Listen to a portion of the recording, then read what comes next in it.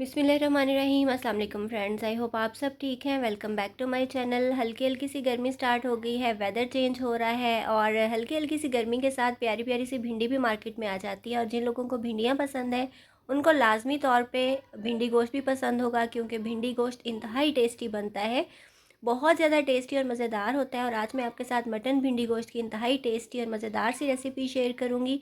ये बिल्कुल परफेक्ट बनता है, खुशबू, टेस्ट, जायका बहुत ही ज़बरदस्त होता है। भिंडी बिल्कुल भी नहीं टूटती, ना तो लेस छोड़ती है और बहुत ही ज़्यादा टेस्टी भी होती है। रेसिपी बहुत ईजी है, लेकिन आपने कोई भी स्टेप मिस नहीं करना ताकि आपका भिंडी गोश्त भी इतना ही ज़्यादा परफेक्ट बने।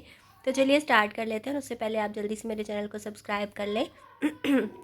यहाँ पे मैंने लिया है जी मटन, जिसको मैंने अच्छे तरीके से धो के कुकर में डाल दिया। ये 1 किलो से थोड़ा सा कम है, मतलब 3 पाव से थोड़ा सा ज़्यादा है। अच्छा जी, उसके बाद 2 टमाटर इसमें डाल दिए रफली चॉप करके, 3 बड़े बड़े प्याज ऐड कर दिए। भिंडी में प्याज ज़्यादा ही अच्छा लगता है, इसलिए तो मैंने ज़्यादा डाले हैं। 2 टेबलस्पून भर के हम अदरक लहसुन का पेस्ट ऐड करेंगे, मेरे पास फ्रोज़न है। तकरीबन पौना टेबलस्पून, मतलब चावल खाने वाला चम्मच, मैंने हल्दी ऐड की है। और हाफ़ टेबल स्पून जो है वो मैंने रेड मिर्च का पाउडर ऐड कर दिया है। हाफ़ टेबल स्पून ही हम डाल देंगे इसमें नमक, और नमक मिर्च आप कम ज़्यादा कर सकते हो, जितना आपको पसंद हो उतना डालें। एक दालचीनी का टुकड़ा ऐड करी हूँ। 2 ग्लास इतना पानी ऐड करेंगे, इसको थोड़ा सा मिक्स करेंगे और हमने इसको 20 मिनट तक प्रेशर कुक करना है। और 20 मिनट में मटन अच्छे तरीके से गल जाता है, लेकिन आप देख लीजिएगा कि आपका कितनी देर में गलेगा। और उसी दौरान हम अपनी भिंडियों को फ्राई कर लेंगे। यहाँ पे मैंने पौना कप घी डाल दिया है कढ़ाई के अंदर। जब घी गर्म हो जाएगा तो हमने भिंडी को अच्छे तरीके से धोना है और फिर कट करना है। और जब वो ड्राई हो जाएंगी तब हम इसके अंदर डालेंगे, गीली भिंडियाँ नहीं डालेंगे। तो यहाँ मैंने थोड़ी थोड़ी सी लंबी ही कट की हैं, बहुत छोटी नहीं डाली, क्योंकि उनको फ्राई करते हुए फिर और भी श्रिंक हो जाती हैं। तो मैंने 2-3 चुटकी जितना नमक भी साथ ही डाल दिया है यहाँ पे। और नमक हमने इसलिए डाला है कि अगर आप फ्राई करते हुए भिंडियों को साथ ही नमक थोड़ा सा ऐड करोगे तो इनके बीज बहुत ज़्यादा बाहर नहीं निकलते। आप ये करके देखिएगा, ये भी एक टिप है कि अगर आप भिंडियों में नमक नहीं ऐड करेंगे तो बीज बहुत ही ज़्यादा बाहर निकल आते हैं।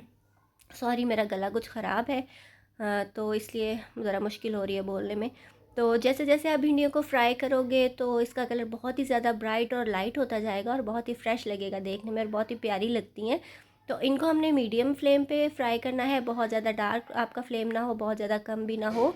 तो ये पहले थोड़ी सी लेस छोड़ती हैं, लेकिन आहिस्ता आहिस्ता वो ख़त्म हो जाती है। और हमने इनको ओवर फ्राई नहीं करना। ये देखिए, ये थोड़ा सा कलर जब इस तरह का हो जाएगा तो हमने इसको निकाल लेना है घी से। इससे ज़्यादा फ्राई नहीं करेंगे वरना ब्लैक हो जाती हैं। तो उसके बाद जी हमने क्या करना है, वही घी जो हमने भिंडियों को फ्राई करने के लिए यूज़ किया था इसके अंदर डाल देंगे।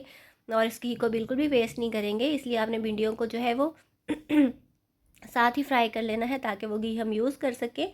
तो इसको हमने घी डालने के बाद अच्छे तरीके से भून लेना है। और भूनते साथ ही हमने इसके अंदर डाल देना है हाफ़ टेबल स्पून जितना भुना और कुटा हुआ ज़ीरा, हाफ़ टेबल स्पून जितना भुना और कुटा हुआ धनिया।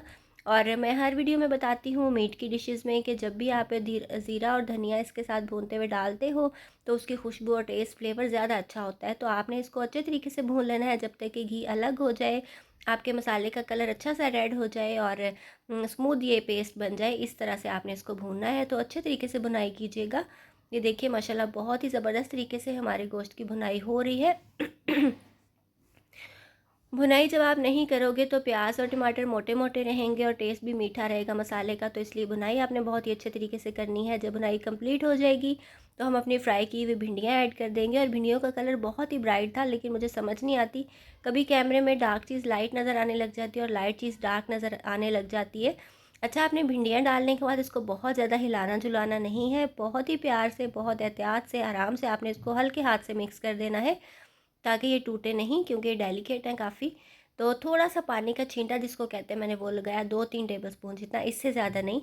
इससे ये होगा कि ये मसाला सूखा सूखा नहीं रहेगा, हल्की हल्की सी ग्रेवी बन जाएगी। तो बस आपने 5 मिनट इसको छोड़ देना है और ज़बरदस्त सी तरी ऊपर आ जाएगी और ये बहुत ही ज़बरदस्त हमारा भिंडी गोश्त तैयार हो जाएगा। तो आपने क्या करना है, हरा धनिया धो के काट के इसके ऊपर ऐड कर देना है।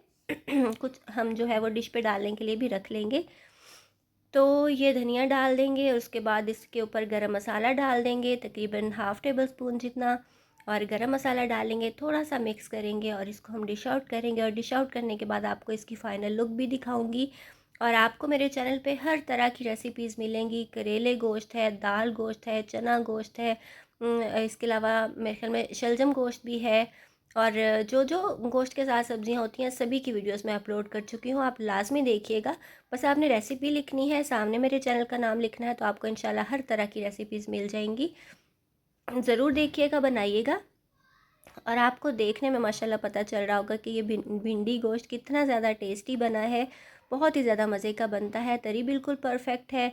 ना तो गोश्त के जो पीसेस हैं वो टूटे हैं, ना ही भिंडियाँ हमारी टूटी हैं। बहुत ही शानदार बना है, बहुत खुशबूदार होता है। आप इसको रोटी, नान, चावल जिस चीज़ के साथ भी खाएं बहुत टेस्टी लगता है। सेकेंडली, अभी तो रोज़े हैं, आप इसको अफ्तारी में, सहरी में एंजॉय कर सकते हो। पराठे के साथ सुबह खा सकते हो, तो ये बहुत ही ज़्यादा मज़े का लगता है। और आगे गर्मियाँ हैं तो आप इसको पूरी गर्मियाँ एंजॉय कर सकते हो। तो ये माशाल्लाह हमारा परफेक्ट और टेस्टी सा लजीज मटन भिंडी गोश्त बन के तैयार है। आप इस तरीके से इसको ज़रूर बनाइएगा, खाइएगा, एंजॉय कीजिएगा। इंशाल्लाह ये रेसिपी आपको और आपकी फैमिली को बहुत ज़्यादा पसंद आएगी। आई होप आपको आज की ये ज़बरदस्त सी वीडियो अच्छी लगी होगी। अगर आपको मेरी रेसिपीज़ अच्छी लगती हैं तो जल्दी से मेरे चैनल को सब्सक्राइब कर लीजिए, बेल आइकन प्रेस कर लीजिए, ताकि आने वाली वीडियोस के नोटिफिकेशंस आपसे मिस ना हो। इसके अलावा मुझे इंस्टाग्राम और फेसबुक पे फॉलो भी कर सकते हैं। और ये जो बैकग्राउंड से आवाज़ें आ रही होती हैं, आप इनको प्लीज़ इग्नोर किया करें, क्योंकि इनका कुछ नहीं हो सकता। मैं जहाँ भी, जिस भी कोने में छुप जाऊँ, ये आवाज़ें आती ही रहती हैं। तो इसलिए बस हम इनको इग्नोर करने के अलावा कुछ भी नहीं कर सकते। तो बस ठीक है, आप अपना ख्याल रखिएगा। मुझे इंस्टा और फेसबुक पे फॉलो भी कर लीजिएगा। मिलेंगे इंशाल्लाह नेक्स्ट वीडियो में किसी बहुत ही ज़्यादा इजी, टेस्टी और डिलीशियस रेसिपी के साथ। Till then take care, good bye, अल्लाह हाफिज़।